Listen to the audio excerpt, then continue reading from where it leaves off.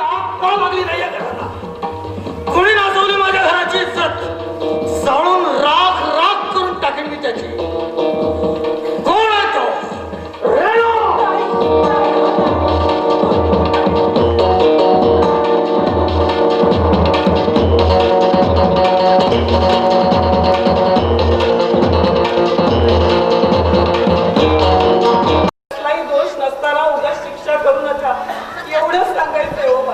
पापाला क्षमा नाही, शिक्षा ही होणारच.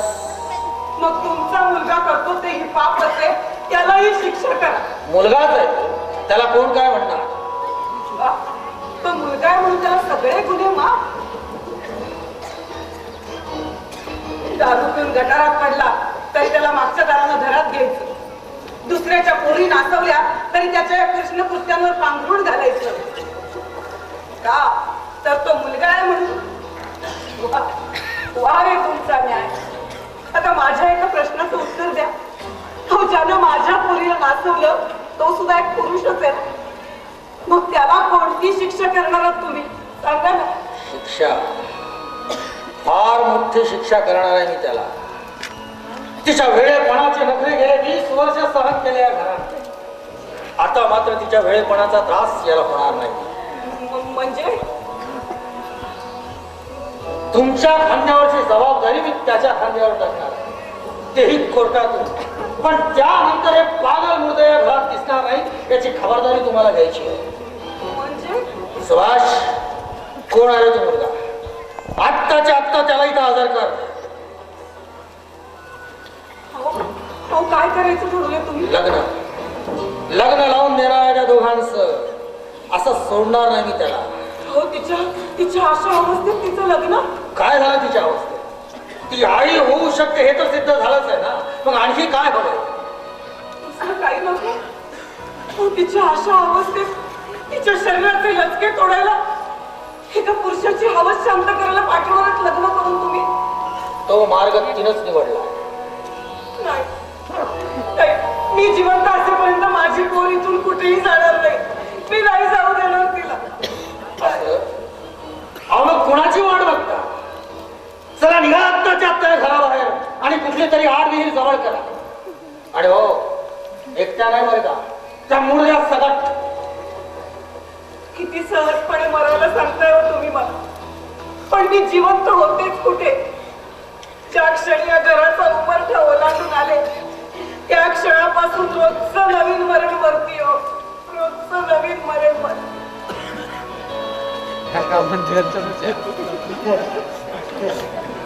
समस्या फारच गंभीर आहे, पण त्यातून मार्ग निघू शकतो. तो कसा काय? सासूबाई म्हणतात ते काही खोटं नाहीये आणि तुम्ही जे काय बोलता ते सुद्धा काही खोटं नाहीये. पण तुमच्या तू मय मध्ये मुख्य विषय राहतो तो बाजूला. काय बोलायचं ते स्पष्ट बोला. काय या घरावर एवढं मोठं संकट आल्यावर एक जबाबदार जावई म्हणून मी काही न बोलणे म्हणजे हे माझ्या सद्विवेक बुद्धीला न पटल्यासारखे आहे म्हणून मी हेच बोलतो. प्रस्तावना बंद करा आणि मार्ग सांगा. काय कौमार्यावस्थेमध्ये मुलीच्या पोटात बाळ असणे म्हणजे मायबापांच्या डोक्यावर फार मोठं टेन्शन असतं. फार स्वाभाविक आहे. मग संबंधित व्यक्तीसोबत मुलीचं लग्न लावून देण्याचा विचार एका बापाच्या मनामध्ये येणं हे सुद्धा स्वाभाविक आहे. आणि अशा मुलासोबत लग्न झाल्यानंतर आपल्या मुलीची फसवणूक तर होणार नाही ना असा विचार एका हळव्या आईच्या मनामध्ये येणं हे सुद्धा स्वाभाविक आहे. अहो मुलीच्या पोटात असलेलं बाळ दिवसेंदिवस वाढत जाईल, मोठं होईल आणि त्याच्याने काय माहितीये का? जाधव कुटुंबाच्या इज्जतीची लपतरं वेशीवर टाकली जातील. लोक नको नको त्या चर्चा करतील, थुंकतील तुमच्या आमच्या तोंडावर. मग काय माहितीये का? इज्जत जाईल, ह्यांची इज्जत जाईल, हिची सुद्धा इज्जत जाईल, माझी सुद्धा इज्जत जाईल. कारण कौमार्यावस्थेमध्ये माता होण्याची संमती आपल्या समाजाने अजूनपर्यंत दिलेली नाहीये.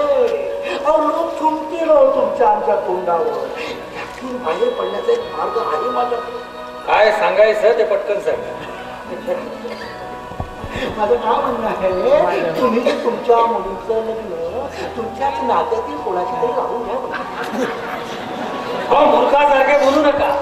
काही माहिती का? तिची योग्य काळजी घेतली नाही. एक तर ती मंद बुद्धी, वरून पोटात कोण नातेवाईक तुझ्याशी लग्न करायला तयार होणार?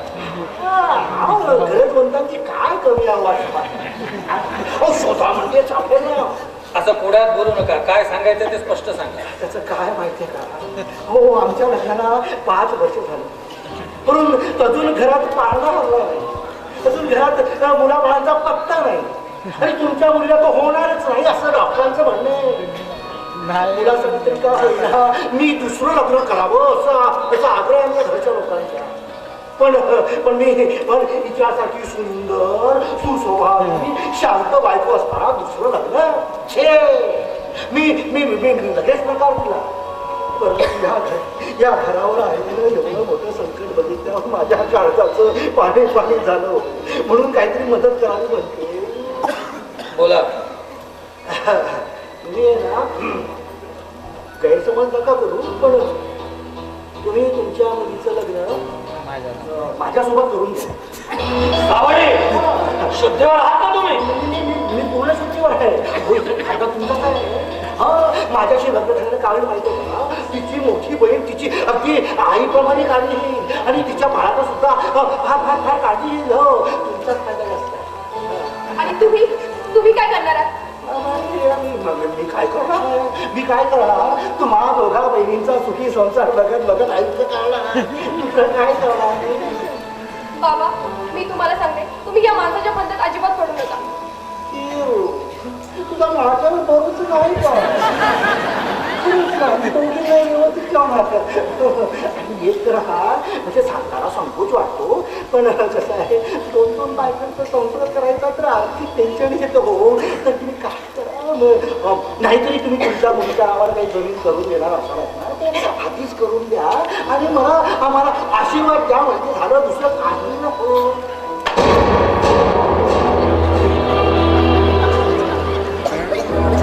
मिळाला आशीर्वाद चालेल ना एवढा? एकीला घरात घेऊन दुसरीचं घर जाळायला निघाला. तुमची हिंमत कशी झाली असं बोलण्याची? हो, मग मी फक्त एक प्लॅन सांगितला. हो, जसं पटेल तर कॅन्सर तुम्ही गैरसमज कशाला करता?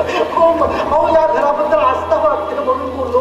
हो, भावात तर लक्षात घ्या, काहीतरी मदत करायला असेल. ही मदत नाही, स्वार्थ आहे. आणि तुमच्या प्लॅनिंग मधला भावार्थ सुद्धा चांगला कळतो आम्हाला. गैरसमज करून घेतला. बाबा बरी होत.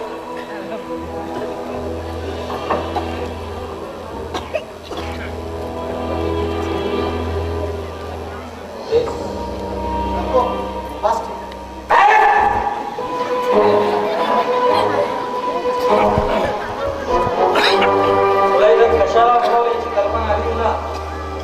नाही काही अंदाज? नाही. तुझ्या बाबाचं नाव काय? वसंत चौधरी. सॉरी, वसंतराव चौधरी. हे नाव या गावात कधी ऐकल्यासारखं वाटत नाही. मी खुनारवाडीचा. मग इथं कुठं असतो? आजीकडे राहतो. कोण आहे? जानकी ठाकूर, आईची आई. अच्छा, म्हणजे जानकी ठाकरेंचा नातू आहे. हो, तुझी माय कुठं असते? चुनारवाडीला शेती बघते. मग तू काय करतो इथं? मी आजीकडे शिकायला राहतो. का गावात शाळा नाही? 10वीपर्यंत आहे, त्यानंतर नाही. तुझा बाप कुठे आहे? ते नाही, माझ्या लहानपणीच राहतो. वारले नाही, मारले म्हण. खून झाला तुझ्या बापाचा. खरं खरं सांग. होय, खून झाला. तो कसा झाला ठाऊक आहे? सरपंचाच्या बायको बरोबर रंगे हात सापडला तुझा बाप. भर चौकात जगाने ठेचून ठेचून मारला लोकांनी तुझ्या बापाला. मला नाही कळत. मला माहिती आहे ना, मी सांगतो ना. बाप कसा मेला, तुलाही त्याच मार्गाने जायचंय का? का? मी काय केलं? बाप तोंड करून विचारतो, भाईच्या काय केलं मग? आज मी म्हणेपर्यंत त्या खुर्चीवर बसून राहायचं. तू रेणूला कधीपासून ओळखतो? 4 वर्षापासून. शाळेत असताना मी एकाच वर्गात होतो. माझं एक काम करशील? काय ते? उद्याच्या उद्या सुनारवाडीला जा आणि आपल्या भायला घेऊ. काय?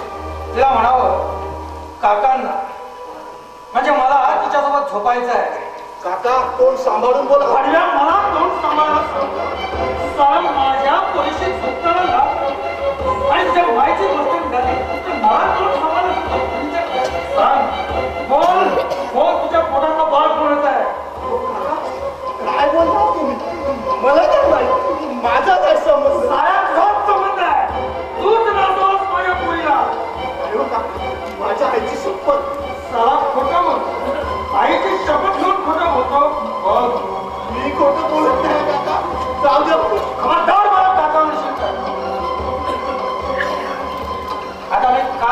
बोलते नीट कान धरून. तू केलेल्या पापाची शिक्षा तुला भोगावीच लागेल. तुला रेणूशी लग्न करावं लागेल. नाही मी नाही करणार. तुला रेणूशी लग्न करावं लागेल. नाही करणार मी. बाबा लग्न नाही करत. तुला रेणूशी लग्न करावं लागेल.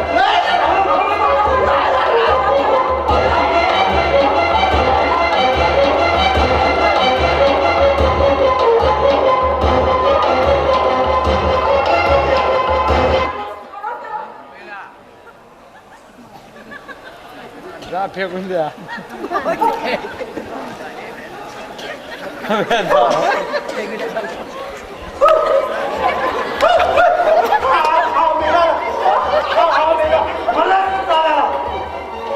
माझ्या पुरीशी लग्न करत नाही म्हणतो फडकीचा.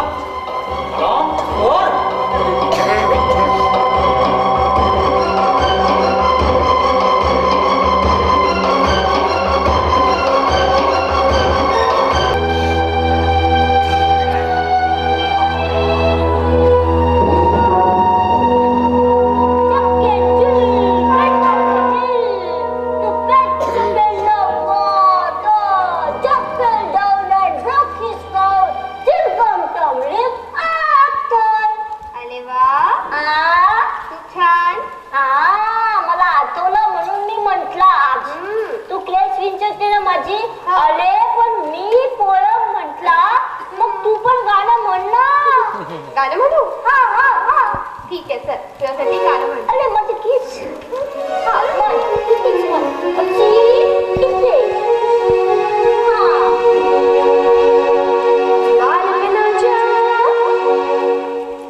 बालपणाच्या खेळामध्ये भातुकली झाडा, बालपणाच्या खेळामध्ये भातुकली झाडा, सुट्टी संपली ताटात लोहा झाला, सुट्टी संपली ताटात लोहा झाला, बालपणाच्या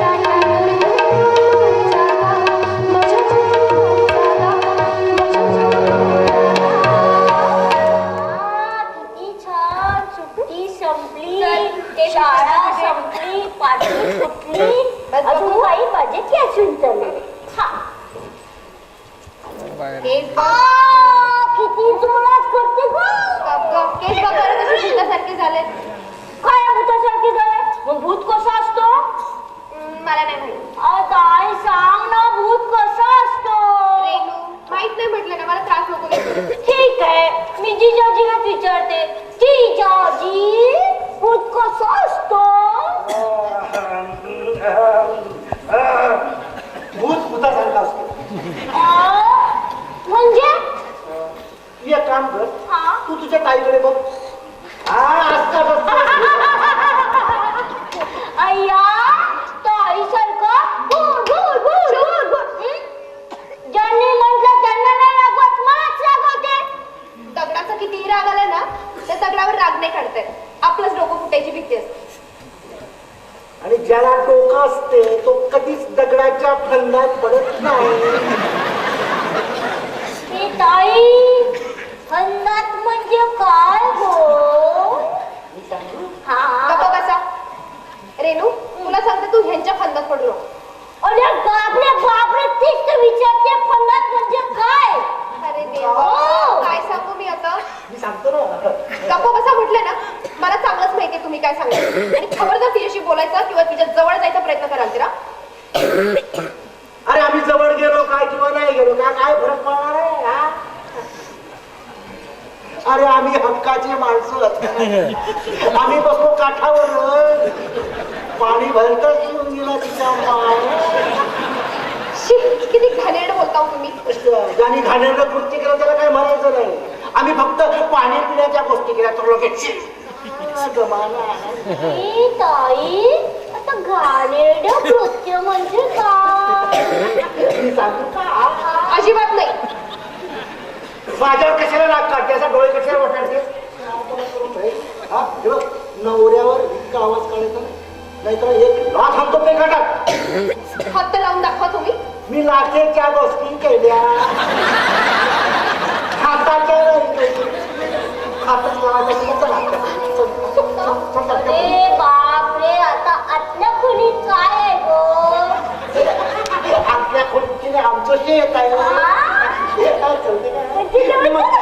गप्पा बसा. रेणू इकडे. अजिबात तिच्या जवळ जाऊ नका तुम्ही. सांगते मी तुम्हाला. अरे बापरे ती घाणेरडी सावली पण नाही पडू द्यायची मला. इतरांची पडली तर चालते आमची नाही ना. आणि माझ्यासारखा कृपावंत जावं या घराला भेटला याचा खरं म्हणजे अभिमान वाटायला पाहिजे तुला. कृपावंत हा. तोंड बघा आरशात आणि कृपावंत. अरे कृपावंत नाही का पोटाचा टरबूज झाला हे माहित असताना सुद्धा जो माणूस एका पायावर तयार होतो लग्न असताना तो कृपावंत नाही का. तुमच्या जिभेला काही हाड आहे की नाही. तुझ्या जिभेला तरी हाड आहे का. सोडा. हे काय म्हणलं तू हा? पोटाचा टरबूज झाला असंच म्हणालो ना. काही प्रेग्नंट वगैरे असं तर घ्यायला म्हणालो. अरे बापरे आता प्रेग्नंट म्हणजे काय रेणू तू लक्ष नको देऊ. मी सांगतो ना. तुम्ही सांगायची गरज नाही. जे सांगायचंय ते मी सांगायचं. ज्यांची शेती कधीच पिकणार नाही ती आता शेतीविषयक मार्गदर्शन.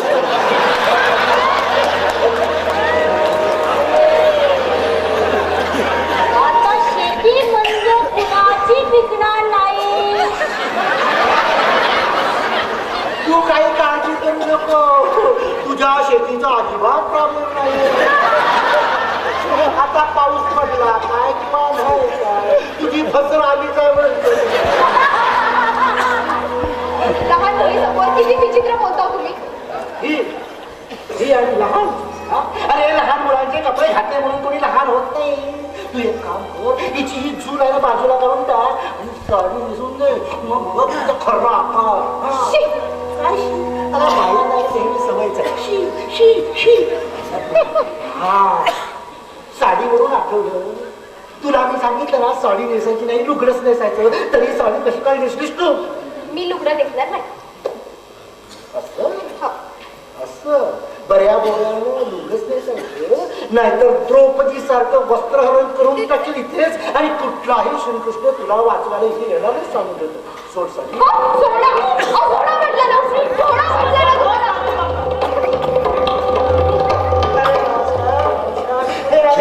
भगवान श्रीकृष्ण द्रौपदीचं रक्षण करायला आणि हे काय काम आपला पहिले खेळ चालला होता आमचा मार्केटमध्ये आधी नवीनच खेळ आलाय ना द्रौपदी वस्त्र ते अरे वा रेणू बाळपण आहे.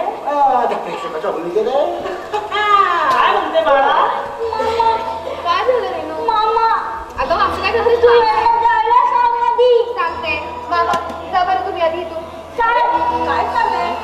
मामा आले आणि मामा काय वेळ घातलीस नाही इतकं करून? चला वेळ घालते. चल आणि तुझ्यासाठी गुळाची पोळी केली. आवडते तुला? चल, पटकन आण. मागच्या खेपेला शेतातून ह्यांनीच घरी आणून दिलं होतं ना. वारंवार तोच विषय इथे काढायची गरज आहे. काढू नको तर काय करू? त्याच्यानंतर एका मुलाचा माझ्या डोळ्यासमोर खून झाला तरी मी एक शब्द बोललो नाही. अरे काय मर्यादा वगैरे असतात की नसतात? काय म्हणायचंय तुम्हाला? मला कुठे काय म्हणायचं मला थोडा सौदा करायचा होता तुझ्या बाबासोबत. सौदा? देवाणघेवाण पण हवं होतं.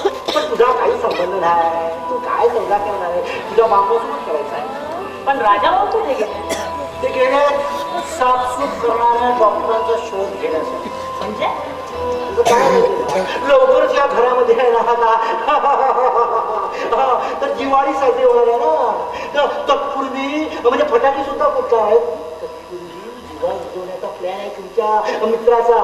मी नाही समजलो. तुमच्या मुलीला असं काही सगळे दिवे लावले, तिच्या पोटात पाप वाढताय ना. मग त्यासाठी काय करतायत? आधी सगळं साफसूफ करण्याची व्यवस्था करून राहील तुमचे मित्र. त्यासाठी बाहेर डॉक्टर शोधतायत ते. पण असं सरळ सांगायला काय झालं? आता तुमच्या डोक्यात भुसा भरलाय त्याला मी काय करू? एवढ्या मोठ्या हुशार माणसाच्या पुढे यायचं तर काही अभ्यास करून यायचं का तुम्हाला कितीदा सांगितलं बाबा या पोलिसांवर विश्वास ठेवू नका म्हणून. बघितलं नाही तो ठाणेदार कसा उलट तपासणी केल्याप्रमाणे बोलत होता आपल्याशी. अरे पण मूर्खा, तुला त्याच्यावर भडकायची काय गरज? अरे मी होतो ना तिथे. तुम्ही काहीच बोलत नव्हतं म्हणून मला बोलावं लागलं. मूर्खासारखा बोलू नकोस. अरे तो ठाणेदार नवीन आलाय, नीट ओळख सुद्धा झाली नाही त्याच्याबरोबर. चौकांना सांगून काहीतरी करावं लागेल. तो काय तोही त्यापला. वेळ आल्यावर आपल्याला कुणी मदत करीत नाही.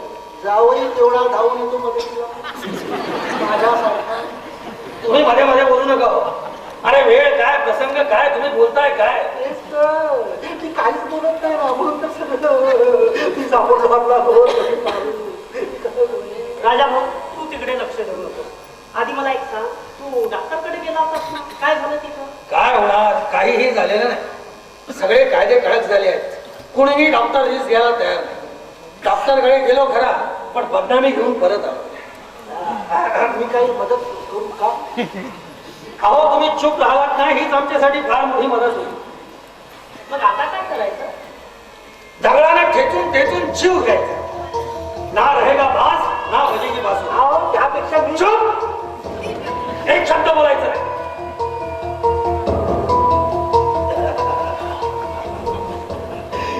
मी काय करू शकतो याची कल्पना नाही या भाडव्याला.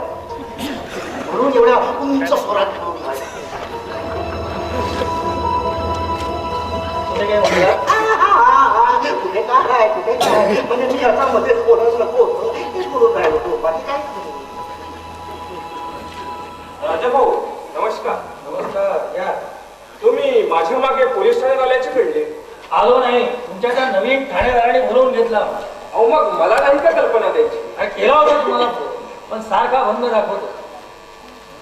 चव्हाण साहेब, तुमच्या त्या नवीन ठाणेदाराला जरा खाजगीमध्ये समजावा.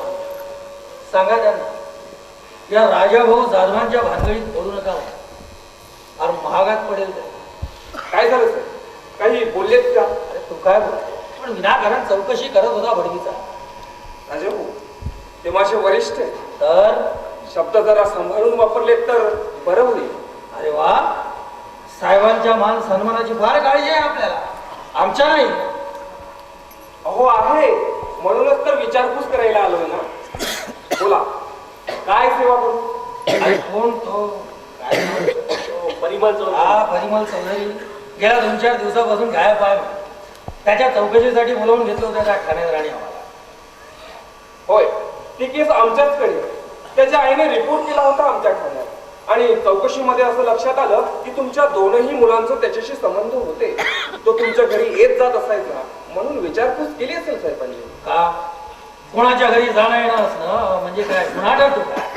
हो आम्ही कुठं तसं म्हटलं सर.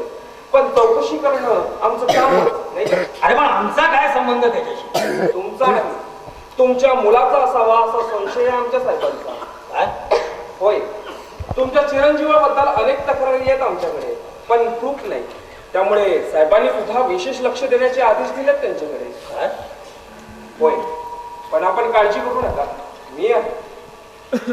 हे बघा चव्हाण साहेब, या प्रकरणाची तुम्ही कुठलीही चौकशी करा, पण आम्हाला या प्रकरणात गुंतवू नका म्हणजे झालं. मी काही मदत करू का या प्रकरणात?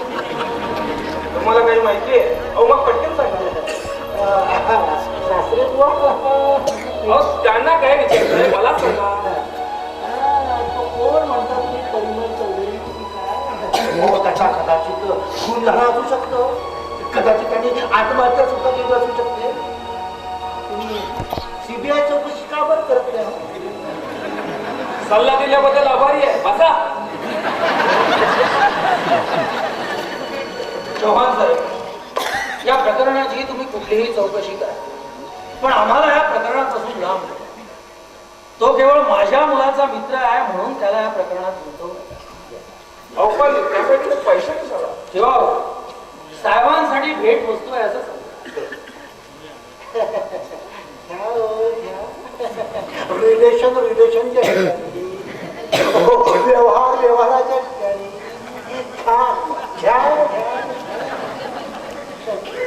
ठीक आहे सर, मी बोलतो साहेबांशी. आपण काळजी करू नका, येतो मी.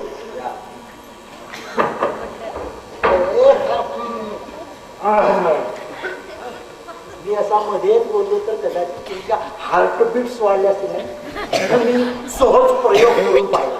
हा कसला जीव घेणा प्रयोग? काय साध्य करायचंय तुम्हाला? त्याचं काय आहे, कधी कधी लोक आहे ना समोरच्याला सहज गृहीत धरतात. या प्रकरणामध्ये तुम्ही मला गृहीत धरू नका तेच सांगायचं होतं मला. म्हणजे तुम्हाला काय सांगायचंय ते स्पष्ट सांगा. या घरचा सगळा राग माझ्या या घराने अगदी सहज सहज कबूल केला. तुमचा सगळा प्रसाद मी अगदी अगदी मोठ्या मनानं सहन केला. पण माझं असं म्हणणं आहे की की आता तुम्ही त्याची भरपाई केली पाहिजे असं कसली भरपाई? आता इथला पाहुणचार संपूर्ण उद्याच आपल्या गावी जाणार आहे, पण जाता दोघे नाही, म्हणजे दोघे नाही तर तिघे जाऊ म्हणतो. मी, माझी बायको आणि माझी मेवणी.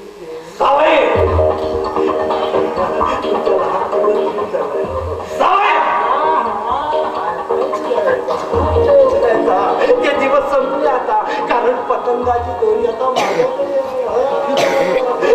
म्हणजे काय करणार आहात तुम्ही? मी कुठे काय करणार, मी कुठे काय करणार, जे काय करायचं तुम्हालाच करायचं आहे. तुम्ही पुन्हा एकदा आम्हाला आशीर्वाद द्या. ती वेडी आहे माहित असून सुद्धा. अरे तुझ्या वेड्याशी मला काय घेणं देणं? तिचं वेडे पण तिची बहीण बघेल ना. मला फक्त मुलाची म्हटलं. आणि आम्हाला हे मान्य नसेल तर? अरे झग मारून मान्य करावं लागेल. कारण पतंगाची दोरी आता माझ्याकडे, तुमच्याकडे नाही काही. सौदा मी करायचा, तुम्ही नाही. कारण परिमल चौधरीचा कोण सुधी केला याचा मी प्रत्यक्ष साक्षीदार आहे. आणि यामध्ये माझी बायको, आमच्या सासूबाई सगळे सगळे सगळे सगळे सामील आहात याचा सुद्धा मी प्रत्यक्ष साक्षीदार आहे. मी पोलिसांना सगळं सगळं सगळं सांगू शकतो. आणि एवढंच नाही तर दुसरीला पण खरं खरं सांगू शकतो. परिमल चौधरीचा खून केल्यानंतर तुम्ही त्याची बॉडी त्या आपल्या अंगणाच्या मध्ये ठेवली हे सुद्धा मी सांगू शकतो. आपण तसं करायला तुम्हीच सांगितलं होतं. तुम्हाला व्यवस्थित पकडता यावं म्हणून शिबिर आहे कारण पकडण्याची जोरी आता.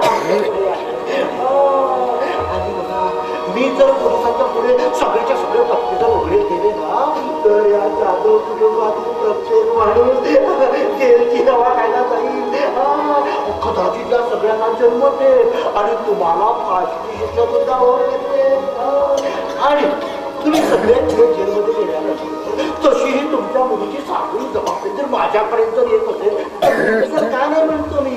म्हणून तुम्ही लग्न करून द्या, पर्यायच नाही. विश्वासराव धमकी देता, जो माणूस एक खून पचवू शकतो तो दुसरा खून सहज पचवू शकतो. लक्षात काय बोलताय तुम्ही? जावयाला असं बोलता तुम्ही? जावई आहेत हे त्यांना विसर पडलाय.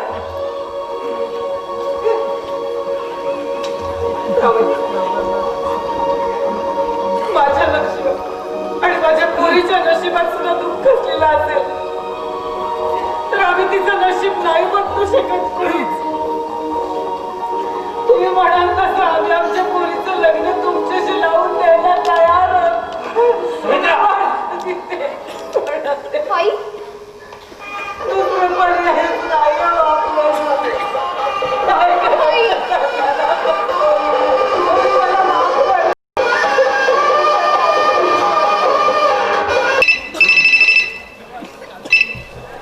हॅलो, हा राजाभाऊ जाधव. हा नमस्कार. कोण? अध्यक्ष साहेब. हा नमस्कार. हो, 1 महिना. हो नाही लागणार, करावं लागेल. सॉरी आपल्याला बोलावलं. माफ करा. आता या विषयावर आपण नंतर चर्चा करू. आता माझी इच्छा नाही या विषयावर बोलायची. हो सॉरी. एरवी फोन करणार नाही, पण पोरीनं शेण खाल्लं तर फोनावर फोन सुरू झाले साल्यांनी. सगळं मुश्किल करून टाकलं साल्यांनी.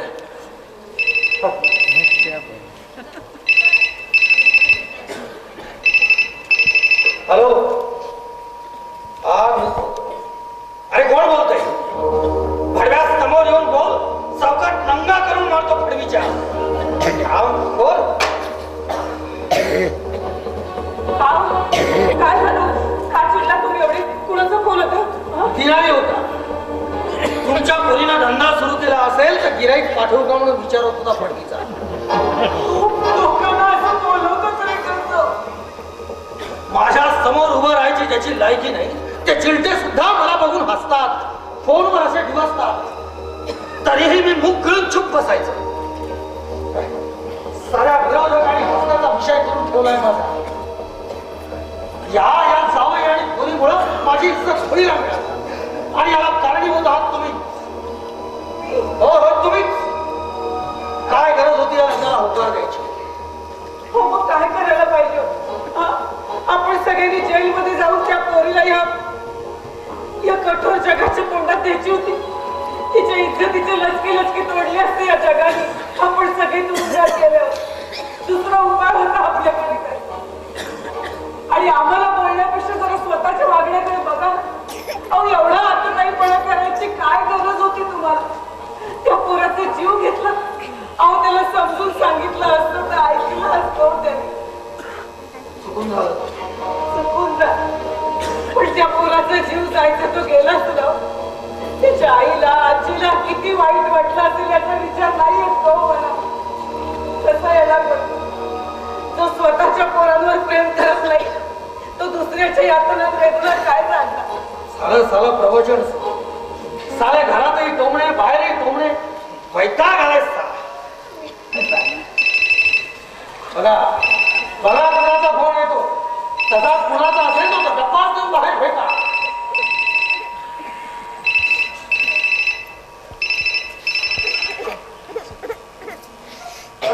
हॅलो.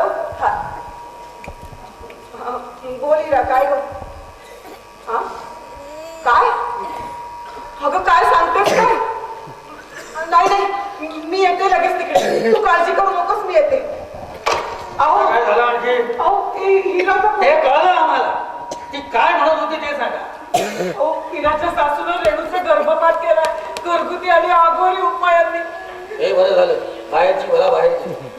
हो तुम्हाला असं बोलत होती कसं? माझी पोर तिकडे हॉस्पिटलमध्ये. तिची तब्येत बरी नाही.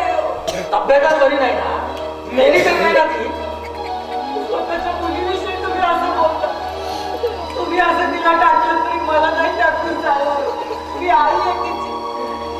मी जाणार तिच्यापाशी. मला आत्ताच्या आता माझ्या लेकरापाशी राहायला. खबरदार तिला भेटायला गेला तर. अहो पण मला कुठलेही संबंध नको त्या घराशी. अरे आहे का राजा घरी? अरे वा वा वा वा वा वा. सुनबाई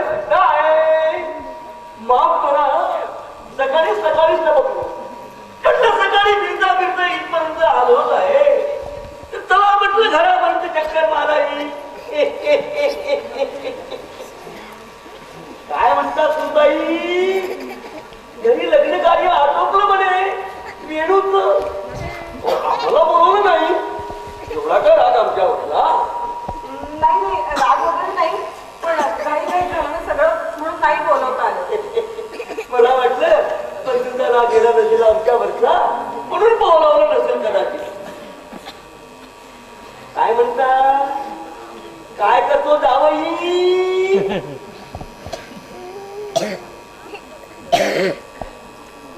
कलेक्टर आहे. अरे वा वा वा वा वा वा वा! अभिनंदन अभिनंदन अभिनंदन! साऱ्या गावाला माहिती आहे आणि तुम्हाला माहिती नाही का? मुद्दाम प्रश्न विचारून आमच्या जखम्यावर मीठ सोडत आहात. तुम्हाला तर वाईट वाटण्यापेक्षा आनंदच जास्त होत असेल ना. अरे अरे राजा, अरे किती तिखट बोलतो, किती तिखट बोलतोस रे तू. अरे मला का म्हणून आनंद होईल? मी काय शत्रू आहे का तुझा? सख्खा भाऊ आहे. हे नातं तू विसरला असशील. मी नाही. म्हणून तर नदीमध्ये भेटायला येतो ना तुला. भेटायला नाही, आमच्यावरची संकट बघून आसुरी आनंद साजरा करायला जातो. तुमच्या डोळ्यातील आनंद न कळणे इतका लहान नाही. अरे हो हो हो हो हो हो हो. मी विसरूनच गेलो होतो रे. तू एवढा मोठा झालास ते. सुनबाई, आमचं हे नेहमीच आहे. तू काय मनावर घेऊ नको. तू टाकू माझ्याकडे. थांब सुमित्रा, त्याची काही गरज अहो असं कसं त्याला प्रश्न करायचा नाही. नाही म्हणजे नाही. पाहिलं सुनबाई, ही वागणूक देतो हा आपल्या भावाला. सावत्र असल्याप्रमाणे किती फरक आहे बघा तुमच्या आणि याच्या विचारात. सुमित्रा, तुला याचा एवढाच पुळका आला असेल ना, तर यांना एक प्रश्न विचार. आपल्या अति विद्वान जावयाला फुसकुणी लावतो. रेणू सोबत लग्न करण्याचा विचार पहिल्यांदा त्यांच्या डोक्यामध्ये कुणी पेरला? विचार विचार. अरे त्यात काय एवढं? जावई बापू आले की येतच आमच्याकडे चहा पाण्याला. तेव्हा त्यांनीच रेणूला दिवस गेल्याची बातमी आम्हाला सांगितली. आता दुःखात सवय कोण कोणीची काळजी वाटायला लागली. काही झालं तरी रक्ताचं नातं कोणीच. आपल्या पूर्वाईच्या डोक्यावर किती टेन्शन आलं असेल या विचाराने नाचणं नाचणं पाहून कपडी म्हणून मी जावयाला तो माझं सुचवलं. यात माझा काय स्वार्थ होता तूच सांग. उलट तुझी चिंता मी चुटकीसरची दूर केली की नाही? चिंता दूर केली नाही, उलट वाढवली. असं कसं म्हणतोस राजा? अरे उलट तुला बदनाम होण्यापासून वाचवलं तू. खोटं बोलतात. उलट तुम्हीच गावभर दवंडी पिटवून त्या पोरीची बदनामी केली. पण मी कशाला सांगायला गेलो? अरे मी तर काका मी खरंच तसं करेन का? अरे त्या जावयाला सर्वत्र पेरलं म्हणे. अरे विश्वास ठेव माझ्यावर. इथं कशाला आला? सहजच चहाला आलो होतो समज. कुणबाई थांब सुमित्रा, त्याची काही गरज नाही. सहज येण्या इतपत यांचं मन नक्कीच साफ नाही. यांना चांगला ओळखतो. कामाचं बोला. हो बोलतो, कामाचं बोलतो. कुणबाई सुभाष आहे का घरी? नाहीये. कुठे गेलो? तो नागपूरला गेलाय कालच. आता संध्याकाळपर्यंत येईल. बरोबर आहे. हा काय झालं? बाई पोरी आता जाधवांच्या नावाला डाग लावलाच आहे. तो पुसता नाहीये ना. पण सुभाषकडे लक्ष द्या. बाहेर फारच धुमाकूळ घातलाय त्यानं. आमच्या पोराची काळजी तुम्हाला करण्याची गरज नाही. तुम्ही आपल्याच पोराची काळजी करा. काय संस्कार करायचे ते आपल्या पोरावर करा आणि निघा आता.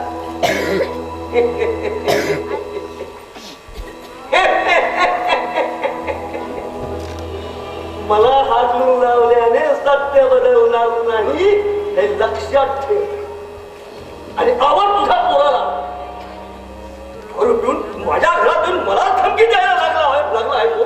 अरे खानदानी दुश्मनी चांगली निभावून राहिला आहे तो. अरे माझ्या पोराला फार चौकात मारला तुझ्या सुझ्यानं.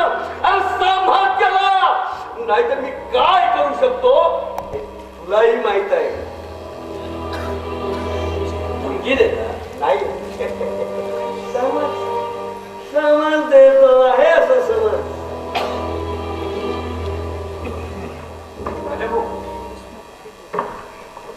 या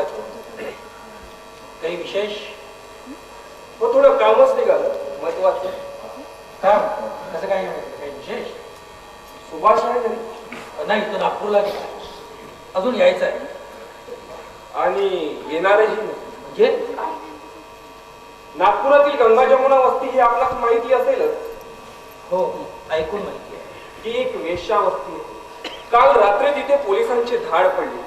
जवळपास 8 तरुणी आणि काही तरुणांना अटक झाली. त्या तरुणांमध्ये तुमचा सुभाष देखील आहे. होय. आताच आमच्या पोलीस स्टेशनला चौकशीसाठी फोन आला होता. मी समजवण्याचा प्रयत्न केला त्यांना, पण जमानाशिवाय सोडणार नाही. मला वाटतं आपल्याला जायला. अरे वा, वा, वा, वा, वा, वा, वा, वा. काय मस्त बातमी दिली जवान साहेबांनी. खरं म्हणजे ही बातमी माझ्या कानावर आली होती, म्हणून धावत धावत खाता जमा करायला आलो होतो. बरं झालं हो, ही खुशखबर पोलिसांकडून अधिकृत या घरापर्यंत आली. मी सांगितली असती तर या राजाने उलट बॉम्ब केली असती. चांगले संस्कार केले, मुलांवर चांगले संस्कार केले. जाधवांचा चांगला छिंडा गाळला पुरानं. तोही देशाच्या अंगणात. आज पोरगा गेला, उद्या पोरी जातील. चांगलं आहे, चांगलं आहे. चालू द्या, चालू द्या. अरे ऐकलं का गावाल्यांनो? अहो ऐकलं का? आमचा राजा भोवता सुभाष गंगा जमुनाच्या वरती चालवला.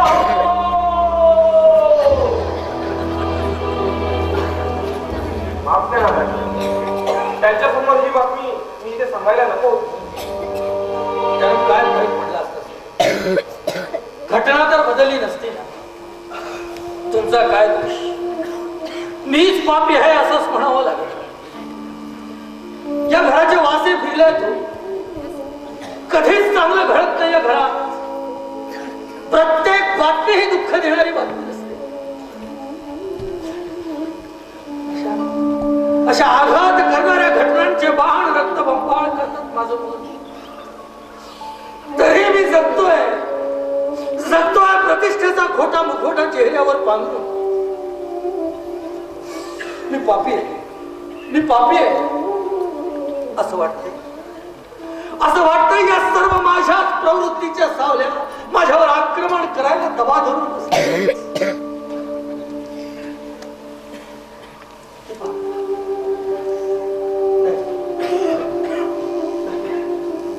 या दुष्ट सावल्यांचं ओझं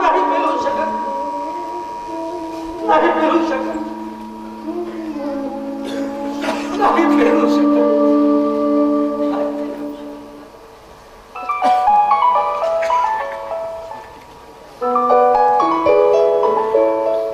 हॅलो, हा चौहान बोलतोय. हा हा व्हॉट? कोणी? जावई आणि नाव काय म्हणाला? रेणू? ठीक. मला सांगा, तुमची मुलगी तिच्या सासरच्या गावी दवाखान्यात ऍडमिट होती. काय झालं तिला? काय झालं माझ्या रेणू? सांगा लवकर. तिथल्या पोलीस स्टेशनचा फोन होता. तुमच्या जावयाने रिपोर्ट केलाय की रेणूची मानसिक अवस्था ठीक नाही आणि गेल्या 3 तासापासून तिचा कुठेच पत्ता नाही. काय? ती इथं आली का म्हणून विचारतायत. नाही हो, नाही ती इथे आली नाही. शोधा माझ्या पोरीला शोधा. अहो काही कळत नाही हो तिला, काही कळत नाही तिला. वासुनंद समाज माझ्या पोरीचे लचके घेतो. सुमित्रा